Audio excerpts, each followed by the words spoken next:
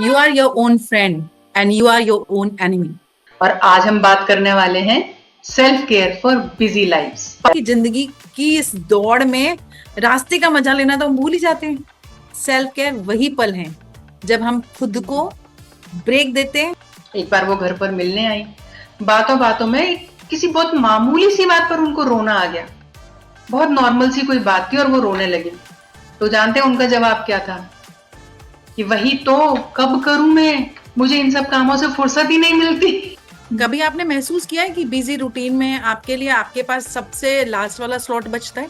तो आप बताइए कि ये बिजी लाइफ में जब हम अपने आप को इग्नोर करते हैं, सेल्फ केयर नहीं करते हैं, तो सबसे बड़ी तकलीफ क्या होती है? को इग्नोर कर रहे हैं और बॉडी हमारी सिग्नल भी भेजना स्टार्ट कर देती है और उसको भी इग्नोर करते हैं। अब वो बॉडी सिग्नल्स क्या क्या होते हैं? जैसे डीप ब्रीथ कर सकते हैं, वरना क्या होगा, दिमाग नेटफ्लिक्स और इंस्टाग्राम की रील में ही, जैसे सपनों में ही चला जाएगा। अरे मेरे पास तो मेरा रामबाण है भाई। मैं करती हूँ आना पाना सती ध्यान। मेरे दिमाग में एक चीज आई कि क्या फिंगरप्रिंट से भी हम इसके बारे में पता चला सकते हैं? You are your own friend and you are your own enemy. Shrimad Bhagavad Gita ji का chapter 6 verse 5। This verse highlights the importance of self awareness and self love. और ये हमें रिमाइंड कराती है कि हम जैसे अपने आप को ट्रीट करेंगे वैसे ही दुनिया हमें ट्रीट करेगी। वेलकम फ्रेंड्स, मैं doctor Yogita Sharma, mindful mindset coach, fingerprint analyst, NLP parenting facilitator. और मैं हूँ Vartika, life print coach, fingerprint interpreter and trainer, mindfulness and meditation practitioner. फिर से स्वागत है आप सभी का कहीं सुनी में, जहां हम दिल की वो बातें खोलते हैं जो दुनिया के शोर में कहीं दब जाती हैं। और आज हम बात करने वाले हैं self care for busy lifes. इसमें जनरली क्या होता है, हमारी लाइफ में इतनी टेंशन, इतनी भागदौड़ है कि हम अपनी केयर कैसे करें। लोग एक मिसकंसेप्शन भी बना लेते हैं कि जैसे पर्सनल ग्रूमिंग है, पार्लर जाना है, स्पा जाना है, उसे ही सेल्फ केयर समझ लेते हैं।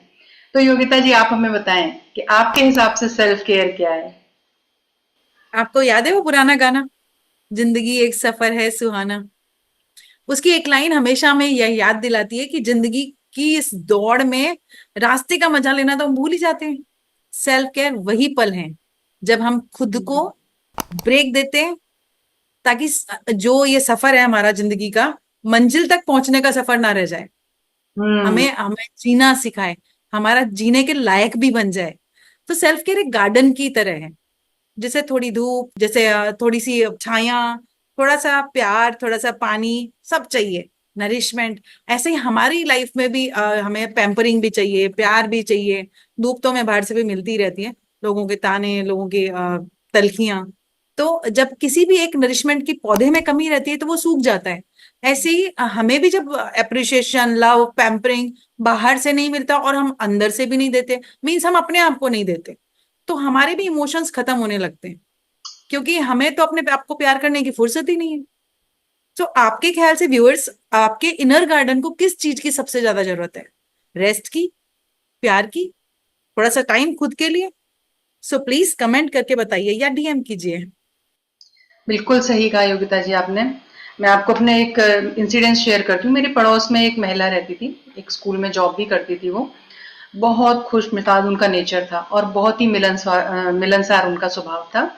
और कॉलोनी में भी जब भी किसी को उनकी हेल्प की जरूरत होती थी, वो हमेशा हेल्प के लिए तैयार होती थी। उनकी फैमिली थोड़ी सी बड़ी थी, तो वहां पर भी उनकी रिस्पॉन्सिबिलिटीज थोड़ी सी ज्यादा थी। और मैं हमेशा उनको देखती थी कि वो एक प्रकार से, मैं एडमायर ही करती थी मैं उनको, कि यार क्या गजब की महिला है, क्या गजब का स्टेमिना है। मजाल है कभी किसी बात के लिए मतलब बहाना बना के बोल दे कि नहीं ये काम मैं नहीं करूंगी या मुझसे नहीं होगा। हमेशा हर काम के लिए रेडी। एक बार वो घर पर मिलने आई, बातों बातों में किसी बहुत मामूली सी बात पर उनको रोना आ गया। बहुत नॉर्मल सी कोई बात थी और वो रोने लगी। और फिर उन्होंने शुरू किया बोलना कि कैसे उनको छोटी छोटी सी बात पे चिड़चिड़ाहट होने लगती है, और उन्हीं चिड़चिड़ाहट की वजह से बच्चों से भी उनकी कहा सुनी हो जाती है, हस्बैंड से भी चाहे जब लड़ाई झगड़े हो जाते हैं। और उनको दुनिया भर की शारीरिक तकलीफें उन्होंने वो थोड़े से कन्वर्सेशन में मुझे गिना दी कि मुझे एडियो में दर्द हो रहा है, मुझे स्किन की प्रॉब्लम हो रही है, मतलब गैस की प्रॉब्लम मुझे चाहे जब हो जाती है। तो मगर दुखड़ा उनका यही था कि मैं इतना करती हूँ सबके लिए, मगर कोई मेरी तरफ ध्यान नहीं देता, कोई मेरी केयर नहीं करता। अब मैं तो क्योंकि काउंसलर हूँ, हम यही सब चीज़ों में डील करते हैं, तो मुझे तो रीज़न समझ में आ रहा था। फिर मैंने उनको समझाया, मैंने कहा कि देखिए, घर परिवार आपका अपना है, आप उसकी केयर करना तो नहीं छोड़ सकते, लेकिन जो आप बाहर इतना ध्यान देते हो, लोगों के लिए इतना करने के लिए हमेशा तैयार रहते हो, उसकी बजाय आप थोड़ा-सा ध्यान खुद पे दो, अपने शरीर का साथ दो, अपने लिए थोड़ा-सा टाइम निकालो। तो जानते हैं उनका जवाब क्या था? कि वही तो, कब करूँ मैं? मुझे इन सब कामों से फुर्सत ही नहीं मिलती। और ये स्टोरी हम सबकी रियलिटी हो सकती है। कभी आपने महसूस किया है कि बिजी रूटीन में आपके लिए आपके पास सबसे लास्ट वाला स्लॉट बचता है, और या कभी कभी वो भी जिम्मेदारियों की भेंट चढ़ जाता है? सोचने वाली बात है कि अगर हम खुद ही खाली हो जाएंगे, खुद को ही टाइम नहीं देंगे, तो दूसरों के लिए एनर्जी कहाँ से लाएंगे? We need to fulfil our jug first. Right, बिल्कुल सही। तो आप बताइए कि ये बिजी लाइफ में जब हम अपने आप को इग्नोर करते हैं, सेल्फ केयर नहीं करते हैं, तो सबसे बड़ी तकलीफ क्या होती है? या मतलब हमें ऐसे कौन से सिम्टम्स दिखते हैं जिनसे हमें पता चल जाए कि भाई हम अपने केयर को इग्नोर कर रहे हैं, खुद को इग्नोर कर रहे हैं? बहुत बढ़िया सवाल पूछा है वर्तिका जी। जो हमारी ये पेन है सेल्फ केयर को इग्नोर करने का, सेल्फ लव को इग्नोर करने का, तो बिजी लाइफ में भी जब सेल्फ केयर इग्नोर होती है वर्तिका जी, तो सबसे बड़ा जो पेन होता है वो होता है बर्नआउट। मतलब जब हमारी लाइफ की बैटरी लो हो, तो क्या होता है कि हम उसको चार्ज करते हैं और तभी वो काम करता है। लेकिन जब हमारी बैटरी लो होती है, तो हम क्या करते हैं, हम उसको फिर भी काम में ले जाते हैं। जैसे और बॉडी हमारी सिग्नल भी भेजना स्टार्ट कर देती है और उसको भी इग्नोर करते हैं। अब वो बॉडी सिग्नल्स क्या क्या होते हैं? जैसे कि थकान, जो रेस्ट के बाद भी जाती ही नहीं है।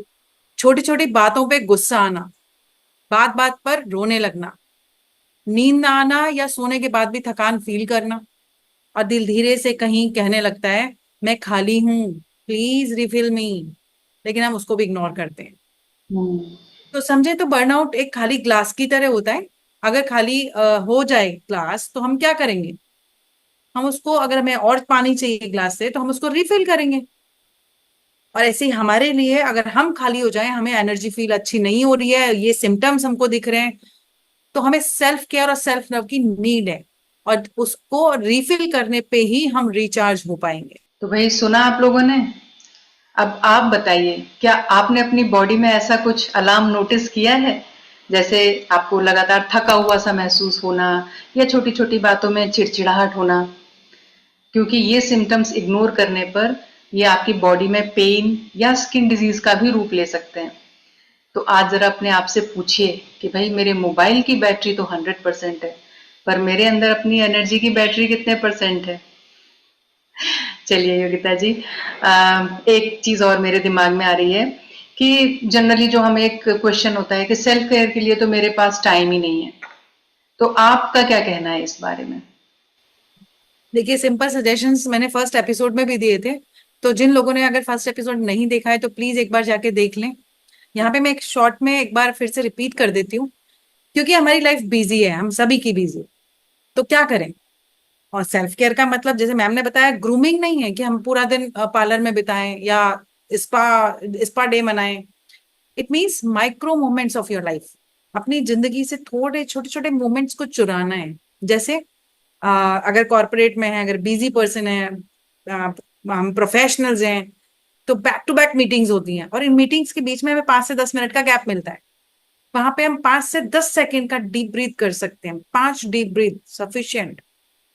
या छोटा सा एक वॉक ले सकते हैं विदाउट फोन आफ्टर डिनर, ये कर सकते हैं। तीसरी चीज क्या कर सकते हैं कि अपना कोई फेवरेट गाना, लेकिन बिना मल्टीटास्किंग किए। ये नहीं कि गाना तो चला दिया, पीछे हम बहुत सारे काम कर रहे हैं।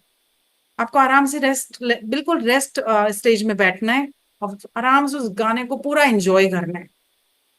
Exactly exactly. जैसे मेरा फेवरेट है, चाय की एक प्याली और मेरी बालकनी। तो क्या भाई बात है। सोचिए, आज आप ऐसी कौन सी छोटी चीज कर सकते हो जो आपकी लाइफ में सिर्फ आप अपने लिए करने वाले हो? चाहे आप एक छोटा सा गाना सुन लो, चाहे एक कप चाय लेके बैठ जाओ अपनी बालकनी में, या सिर्फ शांति से बैठ के 5 गहरी सांसें ले लो। तो योगिता जी, क्या आपके पास कोई ऐसी जादू की छड़ी या कोई ऐसी मैजिकल ट्रिक, प्रैक्टिकल टूल्स हैं जिसे हम बिजी लाइफ में यूज कर सकें? मतलब बिल, specially for womens who are multitasker, वैसे तो ऑब्वियसली हमारे पुरुष वर्ग भी, मगर खास तौर पर महिलाओं के लिए। बिल्कुल बिल्कुल है। क्योंकि जो क्विक टेक्निक्स हैं उनसे यूज करके उन्हीं को यूज करके ना हम बहुत जल्दी रिलैक्स फील कर सकते हैं, या हम पूरी अपनी भाग दौड़ वाली जिंदगी में भी रिलैक्स के साथ आराम से एंजॉय अपनी लाइफ करते हुए आगे बढ़ सकते हैं। तो कुछ टेक्निक्स मैं शेयर कर देती हूँ। जैसे पोमोडोरो ब्रेक्स। अब ये पोमोडोरो टेक्निक जो है स्पेशली स्टूडेंट्स के लिए हम लोग यूज करते हैं, लेकिन आजकल सभी के साथ मैं ये चीज करवाती हूँ कि अगर ये जो भागदौड़ वाली जिंदगी है इसमें अगर सेल्फ केयर नहीं किया तो बर्नआउट फील करेंगे, एग्जॉस्ट फील करेंगे, स्ट्रेस आ जाएगा, lots of things are there. तो स्टूडेंट्स को हम क्या करवाते हैं कि 25 मिनट का फोकस करो, जो भी आप जैसे एग्जाम होता है तो 25 मिनट का टेस्ट होता है, उसके बाद 5 मिनट का ब्रेक ले लो। अब वो ब्रेक में क्या करना है, यू विल डिसाइड। स्ट्रेच करना है, वॉक करना है, पानी पीना है, या कोई गाना सुनना है, या कोई छोटा सा रील देखना है। सो दिमाग को भी छोटे छोटे पिट स्टॉप्स चाहिए होते हैं, जैसे कि रेसिंग कार को फ्यूल स्टॉप्स चाहिए होते हैं। अच्छा, बिजी लोगों के लिए क्या करना है, इसी पोमोडोरो टेक्निक को 25 मिनट हम काम कर रहे हैं तो 25 मिनट काम हम पूरे फोकसफुली करें, लेकिन बाद के 5 मिनट वो अपने रिफ्रेश बटन की तरह।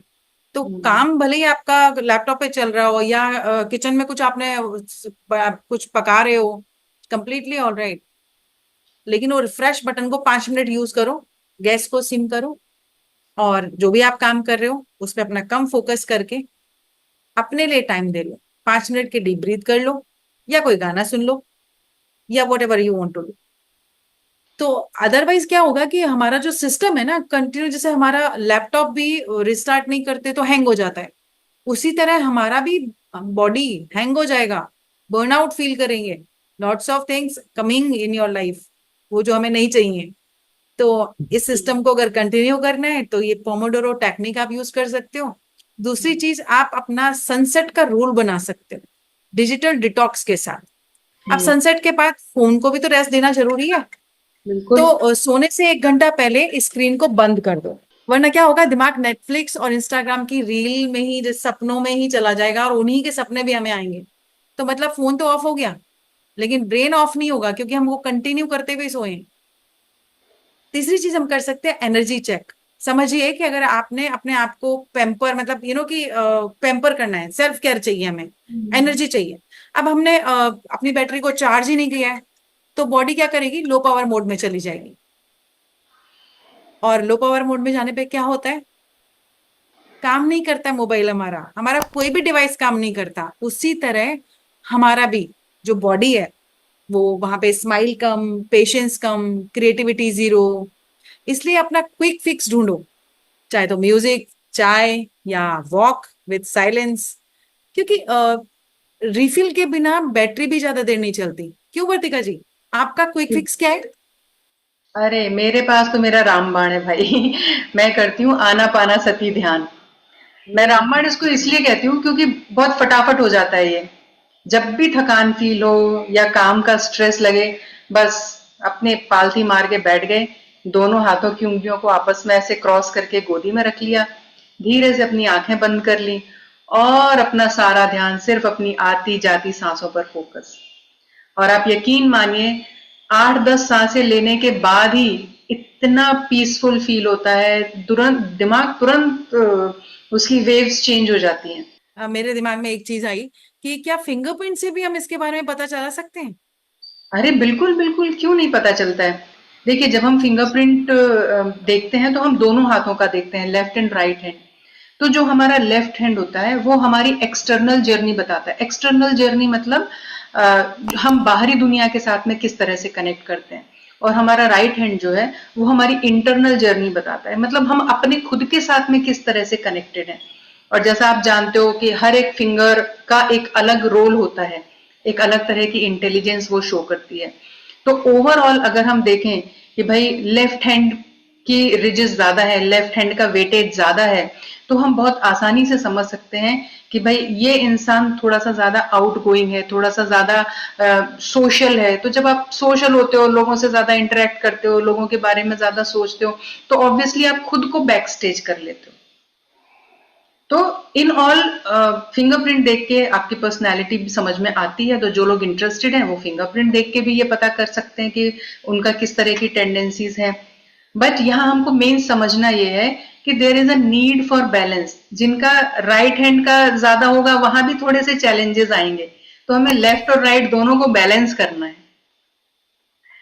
सो मैं बस आप लोगों से यही कहना चाहूंगी कि खुद का ख्याल रखना ये कोई लग्जरी नहीं है, ये एक नेसेसिटी है, जरूरत है आपकी, ठीक है। लेकिन एक और चीज है जो सेल्फ केयर से भी ज्यादा जरूरी है, वो है सेल्फ कंपैशन। और वही हम एक्सप्लोर करेंगे अगले एपिसोड में, the importance of self compassion. दूसरों के लिए चमकने की कोशिश में खुद का दिया बुझाते, कई कई बार बुझा देते हैं हम। पर अगले सफर में हम ये सीखेंगे कि कैसे खुद से दोस्ती करें और अपनी रोशनी को बढ़ाएं। मतलब समझे आप, कि क्योंकि खुद से दोस्ती के बिना तो कोई रिचुअल भी काम नहीं करता है। बिल्कुल सही कहा आपने, बहुत खूबसूरत लाइनें लिखी हैं आपने। तो चलिए मिलते हैं नेक्स्ट एपिसोड में। हमारा आज के इस एपिसोड का सफर यहीं तक था, और अगले एपिसोड में हम बात करेंगे सेल्फ कंपैशन के बारे में। तो फ्रेंड्स, आपको हमारा ये वीडियो कैसा लगा प्लीज हमें कमेंट करके जरूर बताइएगा, और हमारे इस वीडियो को लाइक कीजिएगा, शेयर कीजिएगा, हमारे चैनल को सब्सक्राइब कीजिएगा, और अगला एपिसोड आने तक आप अपना ध्यान रखिएगा। तो क्योंकि आप अकेले नहीं हैं, आपके आपके साथ साथ कहीं सुनी कहीं सुनी ट्राइब, आपका सेफ प्लेटफॉर्म।